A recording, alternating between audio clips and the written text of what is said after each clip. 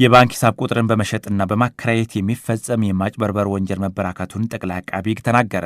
አጭበርባሪዎቹ የሌሎችን የባንክ አካውንት ወይም የሂሳብ ቁጥር በመግዛትና በመከራየት በወንጀል የተገኘን ህገወጥ ገንዘብ ለማዛወር እየተጠቀሙበት እንደሚገኝ የፌዴራል ጠቅላይ አቃቤ ሕግ በምርመራ አረጋግጫለሁ ብሏል። ወንጀለኞቹ አብዛኛውን ጊዜ የባንክ አካውንት የሚገዙት ዝቅተኛ የኑሮ ደረጃ ላይ ከሚገኙ ሰዎች ወይም ከቅርብ ወዳጆቻቸው እንደሆነና ለዚህም የተወሰነ ገንዘብ እንደሚከፍሏቸው የፌዴራል ጠቅላይ አቃቤ ሕግ የድንበር ተሻጋሪ ወንጀሎች ዳይሬክቶሬት ምክትል ዳይሬክተር ወይዘሮ ጣወርቅ ተስፋዬ ነግረውናል።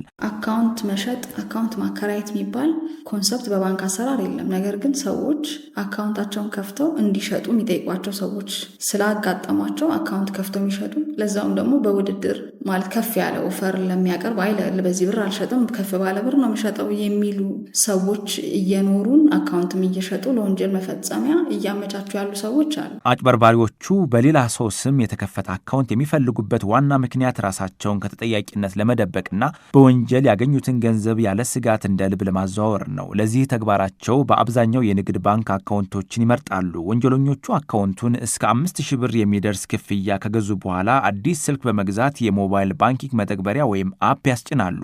በመቀጠልም የባንክ አካውንቱ ባለቤት የይለፍ ቃል ወይም ፓስዋርድ በመቀበል ሙሉ አካውንት የማስተላለፍና የመቆጣጠር ስልጣኑ በእጃቸው ያስገባሉ ያሉት ወይዘሮ ጣወርቅ ተስፋዬ ይህ አሰራር ከጀርባ ሆነው ከፍተኛ የወንጀል ተግባር የሚፈጽሙ አካላት ከህግ ጥላ ለማምለጥ የሚጠቀሙበት ዘዴ መሆኑንም ኃላፊው አብራርተዋል። ቡክ ትከፍታለህ፣ ቁጥሩን ትሰጣለህ፣ ፕላስ የሞባይል መተግበሪያ ሞባይል ይሰጥሃል ቀፎ፣ እዛ ላይ ሲም ካርድ አስገብተህ ብዙ ጊዜ ሁሉም ባንክ ይጠቀማሉ።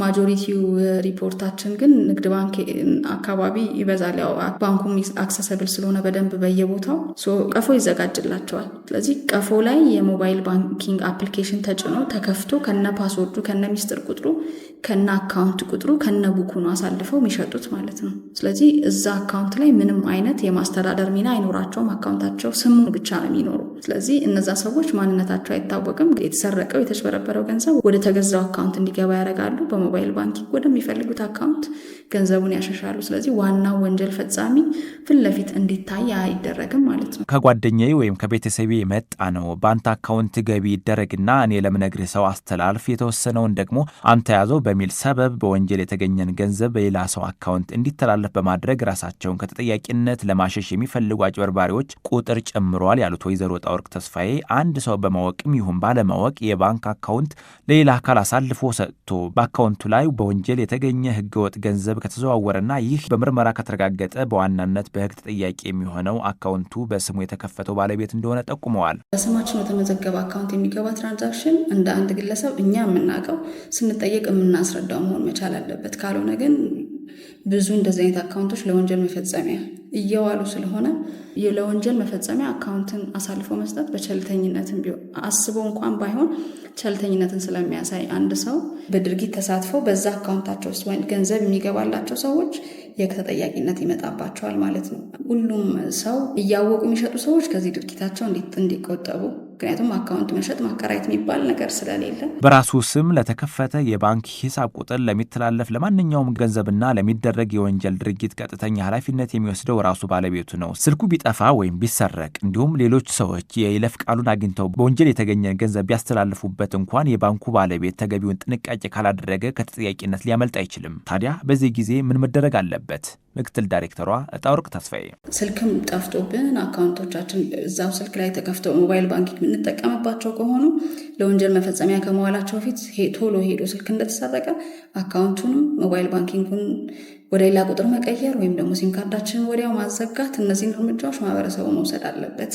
ያን ካላደረጉ ወደ አካውንታቸው የሚገባ ገንዘብ የወንጀል ፍሬ ከሆነ የማስረዳት ኃላፊነት የነሱ ነው የሚሆነው። ማስረዳት የማይችሉ ከሆነ በወንጀል የተገኘን ገንዘብ ህጋዊ አስመስሎ በማቅረብ ሂደት ውስጥ እያወቁም ሆነ ማወቅ ሲገባቸው በቸልተኝነት መርዳት በራሱ ወንጀል ነው ያስጠይቃል። ህግን አለማወቅ ከተጠያቂነት አያድንም ያሉት ምክትል ዳይሬክተሯ ብዙዎቹ በግንዛቤ እጥረትና በቸልተኝነት በስማቸው የተከፈተን አካውንት አሳልፈው በመሸጥ በማከራየት ወይም ምንጩ ያልታወቀ ገንዘብ በፈቃደኝነት በማስተላለፋቸው ምክንያት በህግ እየተጠየቁ እንደሆነ ኃላፊው አስገንዝበዋል። አንድ የባንክ ሂሳብ ቁጥር ከ1500 እስከ 5000 ብር ባለው አነስተኛ ክፍያ ለጊዜያዊ ጥቅም ሲባል ለወንጀለኞች ተላልፎ እንደሚሰጥ ቢታወቅም ለዚህ አነስተኛ ገንዘብ ሲባል ግን እስከ 25 ዓመት በሚደርስ እስራት የሚያስቀጣ ከባድ የወንጀል ድርጊት ውስጥ ሳያውቁ እየተሳተፉ መሆኑን ሰው መገንዘብ እንዳለበት ምክትል ዳይሬክተሩ አስጠንቅቀዋል።